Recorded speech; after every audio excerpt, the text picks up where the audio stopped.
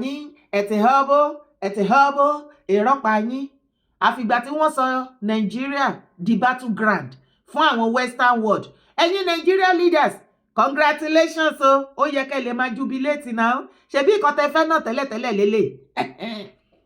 China backs Nigeria, cautions U.S. against military interference.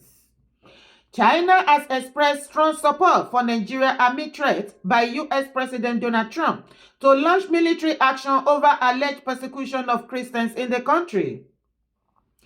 Chinese Foreign Minister spokesperson Mao Ning made this known, saying China firmly opposes any country using religion and human rights as an excuse to interfere in other countries' internal affairs or threaten them with sanctions and forces.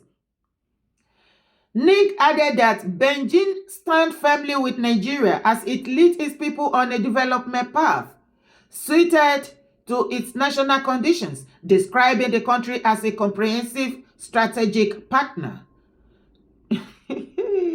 God. Responding on Monday, a senior aide to President Bola Tinubu said Nigeria welcomes security cooperation, but will not accept foreign troops on its soil. It described Trump's threat as a product of misinformation spread by separatist elements, particularly members of the indigenous people of Biafra. Lọ́rọ̀ kan ṣá, ẹ̀ ń jẹ́ kó yé wa báyìí wípé àwọn IPOB àwọn ni wọ́n kọ lẹ́tà lọ sí ọ̀dọ̀ àwọn Americana kí wọ́n wá gbà wá Nàìjíríà. Okay. China náà báyìí wọ́n lọ ti throw support wọn sẹ́yìn Nàìjíríà. Ó ti di dandan. A jẹ́ wípé bàbá Tinubu ẹ ti fọ̀ sí nǹkan tó ń ṣẹlẹ̀ yìí àbí? Ṣé ẹ ti gbàgbé ní ẹ̀yin èèyàn tí n bá ṣe fídíò on my own little one tí mo lè ṣe kí fọkàn bá lọ nìyẹn o. Ta ló lè sáré rántí ìgbà tá sáré bá pariwo síta wípé China wọ́n ti sọ wọ́n ti make èdè China mandatory fún àwọn èèyàn wa àwọn students wa ní secondary school pé wọ́n ní láti máa kọ́ èdè tó já sí wípé ó dẹ̀ pé China ni Nigeria leader fọwọ́ mú láti ta Nigeria fún. China náà tó wá ń throw support fún Nigeria tó ń back wọn tó ń wọ̀nà America. Mo fẹ́ kó farabalẹ̀ kó gbọ́ àlàyé mi kékeré. Mo fẹ́ kó mọ̀ wípé China àti US láti bí ìgbà wo for some period náà ti ń fàfàǹfà láàrin ara wọn. Economically gbogbo wọ́n ti fà á, táàsì wọ́n fi jà, oríṣiríṣi nǹkan wọ́n fi jà.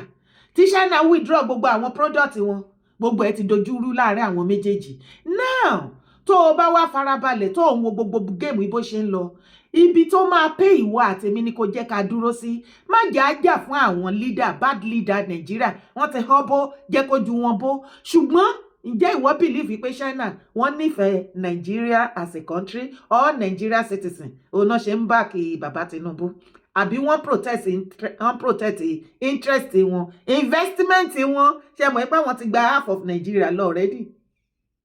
Ẹ já wo fídíò. America and Trump, they don't have good intentions. They just want to come and take over your land. Does the Nigerian government have good intentions towards Nigerians? Trump does not care about Christians. He just wants to come and take your mineral resources. What difference will that make? Mineral resources that Nigerians don't even benefit from. Mineral resources that are being enjoyed by a few select elites. I grew up in Nigeria. I was born and bred in Nigeria. For the longest time, we kept on hearing how Nigeria is so rich. We have lots of oil, but it has not made any difference in the life of ordinary Nigerians. So why do you think that saying, oh, Americans are going to take your oil, like why do you think that makes any difference? They don't care about you. Oh, they don't care about you. They don't care about you. Does the Nigerian government care about Nigerians? It's such an insult for Trump to speak to the Nigerian president like that. Who attracted that kind of insult and disregard by his incompetence?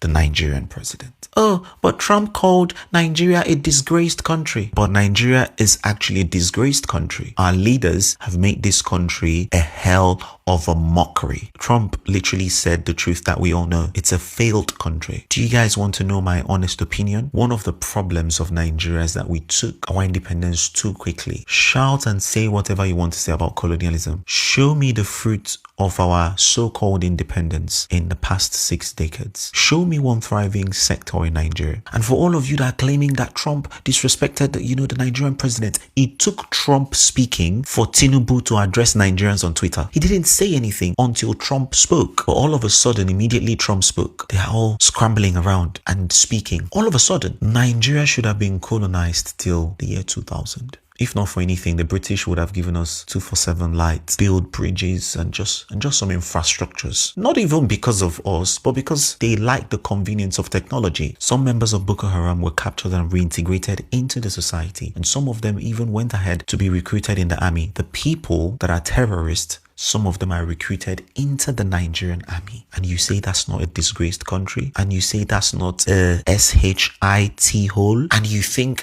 I will be so angry at Donald Trump for saying the things that we know to be true because you don't like him? This is not even about Donald Trump. Even if it was Biden and Kamala Harris that said the same thing, I will agree. Because it's just facts. It's just the truth. I don't care what you feel about Donald Trump. That's your business. I'm not totally a fan of him, but I love the fact that he's keeping the Nigerian government on their toes. Simple. Ǹjẹ́ o mọ̀ wípé ìjà burúkú tó ń ṣẹlẹ̀ láàrin àwọn China àti USA ó ti affect economy àwọn ará US? Tó já sí wípé a lot of mineral resources tí wọ́n ń lò láti fi build many things bíi plane, TV and so many other important things tí wà tí mi tá à enjoy. Àwọn China ló ń supply wọn. Ṣùgbọ́n ní ìgbà tí ìjà dé, ó dẹ̀ pé wọ́n withdraw ọ̀pọ̀lọpọ̀. But àwọn solid minerals is very expensive one ni. Kò ṣe nǹkan tẹ́ kàn máa rí just in any country. Wọ́n wá discover plenty yàfùnyàfùn ẹ̀ nínú Nàìjíríà. Ṣó ti yé ẹ? Wọ́n wá discover yìí pé yàfùnyàfùn nǹkan tí àwọn China gan ti ẹ̀ supply wọn tọ́tẹ̀ tó wọ́n fakọ sí. Wọ́n ti rí l'Africa, wọ́n discover ní Nàìjíríà. Okay now, ní ìgbà tí ọ̀rọ̀ ti wá ṣẹlẹ̀, tí gbogbo ẹ ti wá ń lọ lódì ṣẹ́dẹ̀ mọ̀ wípé wọ́n ní bàbá Tinubu ó wà lára àwọn tó fowó support opponent Trump. So Trump rèé kì í forgive. Gbogbo ọ̀nà tó fi máa ba ìjọba Tinubu jẹ́ òun ló ń wá, tó já sí wípé second term bàbá Tinubu wọ́n ní Trump wọ́n ní kò fẹ́. Gbogbo information tèmi fún ẹ, èmi náà ṣe research ni. Mo dẹ̀ consult àwọn èèyàn tí wọ́n mọ̀ jù mí lọ, tí ọ̀rọ̀ yé jù mí lọ, tí wọ́n ní fi gbá kan bọ̀kan nínú àbọ̀dé research mi káàkiri lèmi náà ń gbé kalẹ̀ fún ẹ o. Mi ò sí ní China, mi sí l'Amẹ́ríkà, mi sí Nàìjíríà, ṣùgbọ́n oore ọ̀fẹ́ ti wà láti mọ nípa gbogbo nǹkan tó ń ṣẹlẹ̀. So gbogbo nǹkan tó wá wà nílẹ̀ yìí bẹ́ẹ̀ mi ṣe wá rí, it is a conflict of their political interest. America náà wọ́n bọ̀ for their own interest. Nigeria government àwọn náà politically interest wọn àwọn ń dúró lé lórí. China àwọn náà interest wọn. It is about everybody interest. Òun ni nǹkan tó ń ṣẹlẹ̀ sìn. Jókòó kó realize ìwọ Nigeria citizen tó bá gbọ́ fídíò ibikíbi tó bá wà. All of them wọ́n ní interest àwa aráàlú bó ti tó àti bó ti yẹ. It is about their own selfish interest, political interest. Okay, tabawa wo lọ tabawa wo bọ̀, tí Trump bá kó ogun dé sí Nàìjíríà wípé dandan àwọn ní láti jagun yẹn, ó ti di dandan. You give them one finger and they take the whole body. Lóòótọ́ nǹkan tó máa kọ́kọ́ sọ náà nìyẹn wípé wọ́n fẹ́ wá rescue wa. Ṣùgbọ́n ṣé bọ́n bá ṣe rescue wa yẹn kò ṣe pé nǹkan míì máa wọbẹ̀? Wọ́n ní wọ́n bọ̀ wá gbé US military base sí inú Nàìjíríà. Wọ́n á máa fi attack every other Africa country tó kù tí wọ́n fẹ́ bá jà tẹ́lẹ̀tẹ́lẹ̀. Ibi tí America bá dẹ̀ ti gbé military base wọn sí, wọn kì í kúrò ńbẹ̀ bọ̀rọ̀ o. Wọn kì í kúrò ńbẹ̀ bọ̀rọ̀ o. Now bó ṣe wá ń gbọ́ mi, kí ni ká ṣe? Àwa Nigeria citizen lèmi bá lọ́rọ̀, àwa ọmọ káàárọ̀ oòjíire. Mo rí wípé gbogbo wa tún ti fọ́n yẹyẹyẹ online àti support Nigeria leaders, Nigeria government. Èrè wo ni wà tèmi jẹ́bẹ̀? Traces wo lórí wípé second time bàbá Tinubu ń bọ̀ wá favor ìwọ àti èmi àbí ilẹ̀ wa? Tó bá fi dádì dá tèmi, ṣe rí àsìkò yìí tí àwọn western world àti àwọn bad leader àwọn Nigeria government tí wọ́n jọ ń tẹ iṣan ara wọn, tó jọ press neck ara wọn. Ẹ jẹ́ káwa Nigeria citizen tá ti ń jìyà tó ti ń lọ wa nífò tó ti fò pọ̀pọ̀ ìyà jẹ láti jọjọ́ yìí. Let us all grab this opportunity and use the opportunity to gain something meaningful and positive for ourselves instead of supporting this bad Nigeria bad leader or other supporting a Western leader. Ìyẹn gan ti divide wa already. Àsìkò yìí Nigeria citizen, we have no choice or right láti give the opportunity láti divide wa. Instead, let us all bring ourselves together. Let's unite, especially our youth. Let us all unite together and bring something positive out of this. Àwọn American àti China, wọ́n ti fẹ́ kọjú ìjà síra wọn sì torí ọ̀rọ̀ Nigeria. Àwọn méjèèjì, Nigeria government, ọkàn wọn ò balẹ̀. Gbogbo àwọn politician, political party, wọ́n jà. Ìwọ tó jẹ́ masisi, wọ́n ní gbogbo wọn èèyàn wá ń jẹ́ kó yé ìwọ àtèmi wípé torí tiwa náà ṣe ń jà. Ṣé kò wá yẹ kí ọpọlọ ìwọ àtèmi pé bó ṣe wá ń bára wọn jà yẹn jẹ́ káwa náà demand kan lọ́wọ́ Nigeria government. Gbogbo nǹkan tá sọ fún wọn látijọ́ ìta tí ń demand. Àgàgà nígbà tí àwọn youth wá jáde ní EndSARS tí wọ́n fi kú láwọn jẹ, àti gbogbo ìgbà tá bá ti bọ́ síta láti protest àbí láti ṣe rally pé nǹkan báyìí la fẹ́, tí wọ́n máa gbé ọ̀rọ̀ jáde, tó máa kọ́lọ́pàá jáde, tó máa fi tear gas tá pa àwọn èèyàn, tá arrest àwọn èèyàn. This is an opportunity. Tá bá bọ́ síta lógúnlógún lọ́gbọ̀lọ́gbọ̀, tá bá demand fún nǹkan nísìn láàárín 2 to 3 months 4 months tí wọ́n bá ṣe, ẹ jẹ́ kójú wọn bó. Ẹ má support wọn, kí ló ṣe wá? Ẹ jẹ́ ká tún wo fídíò yìí. False narrative, propaganda, and lies against the fake Christian genocide in Nigeria. I am following all of them. I know all of them from A to Z, both the ones that are supporting them in Nigeria, both the ones abroad. This is the chairman of Committee for NATO Enlargement. That is the kind of position this guy holds. When I see him profile for years. And look at what he posted. How many states should emerge from ex-Nigeria? They have already shared Nigeria. They have already divided Nigeria. You guys know what happened in the Berlin Conference, where a group of white people came and divided Africa without any single African being there. This is what it means. They have already divided Nigeria. And the people that have been calling on these people to come and do this kind of thing, they are already celebrating. But now they are angry and they are fighting this man. Do you know why they are fighting him? Because when he divided Nigeria on his own, he put Yoruba, Hausa. Then when he wanted to put Igbo, he put Igbo, IBO. And anytime we spell Igbo as IBO, they get angry. But that's exactly what he did here.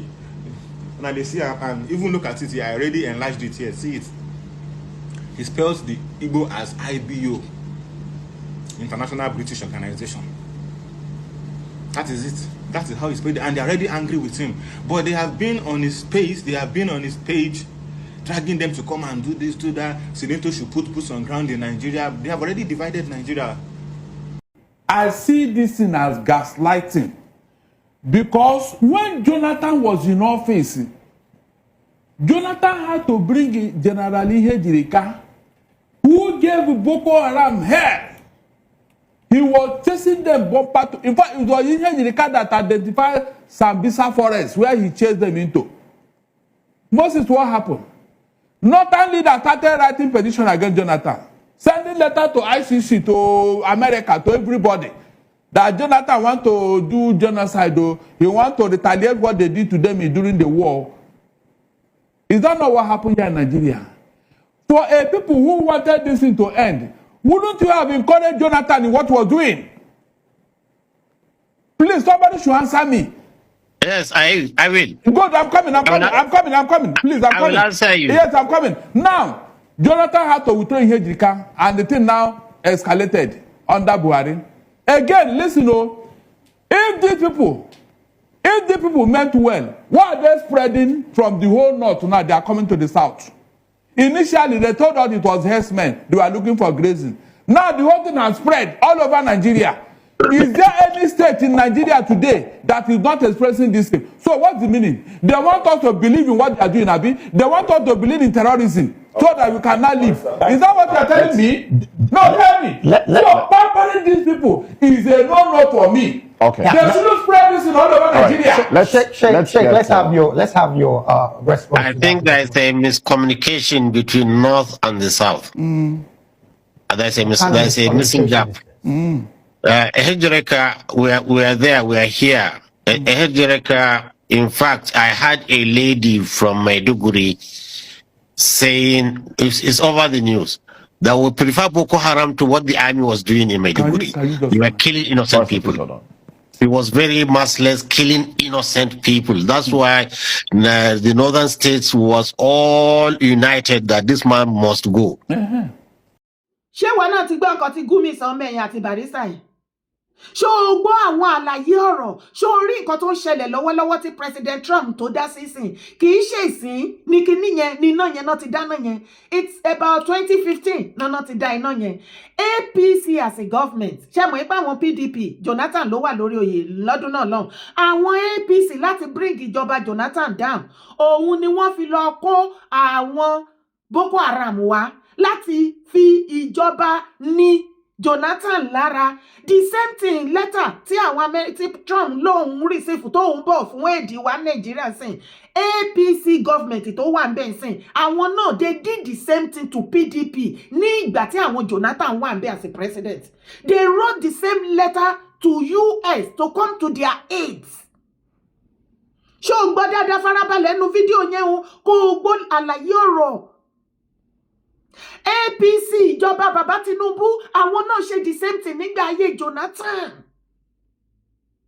láti ìgbà yẹn náà ti review gbogbo kinní yẹn tó ti ń pa ilé ẹ̀ ọ̀pùjọ àwọn Biafra náà wàá gbọ́ nísìnyí pé àwọn náà wọ́n wà lára àwọn tó ń kọ lẹ́tà kíkankíkan as a matter of fact lára lẹ́tà tí àwọn Biafra tí wọ́n kọ láti dúpẹ́ lọ́wọ́ ìjọba American US òun ló ń wò lójú screen yẹn àwọn náà wà involved tó jẹ́ sí wípé ohun tí wọ́n ṣe fún àwọn PDP ní about 2015 wọ́n wá ń repeat ẹ̀ fáwọn náà nísìnyí APC wá yàtà ṣe wá rí pé gbogbo analysis yẹn èwo ni wọ́n wà ń bẹ̀ gbogbo ìjà tó ń jà yẹn èwo ló fi jẹ́ interest ìwọ àtèmi kò sí it is about their own interest selfish interest and their political interest.